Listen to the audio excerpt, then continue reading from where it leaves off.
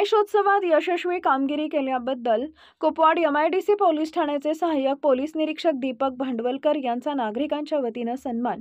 Kupwad MIDC police Thane अंतर्गत गणेशोत्सव काळात कोणतेही विघ्न न येता पार अत्यंत काटेकोर नियोजन करत व्यवस्थित मिरवणुका पार पाडल्याबद्दल कुपवाड पोलीस ठाण्याचे सहाय्यक पोलीस निरीक्षक दीपक भांडवलकर यांचा सत्कार कुपवाड व परिसरातील ग्रामस्थांच्या वतीने करण्यात आला आहे।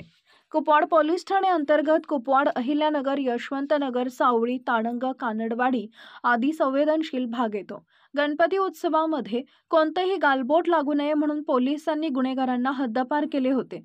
तसेच डॉल्बी मुक्तचे आवाहन करण्यात आले होते। यावर्षी कुपवाड पोलिसांनी कायद्याची कडक अंमलबजावणी करत आगमन मिरवणूक व विसर्जन मिरवणूक उत्साहात व सुरळीत पार पाडली।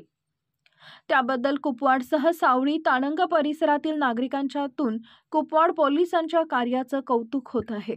यापुढे नवरात्र व दिवाळीत सुद्धा गैरवर्तन व कायदा हातात घेण्याचा प्रयत्न केल्यास त्यांच्यावर कडक कारवाईचा इशारा पोलीस अधिकारी भांडवलकर यांनी दिलाय।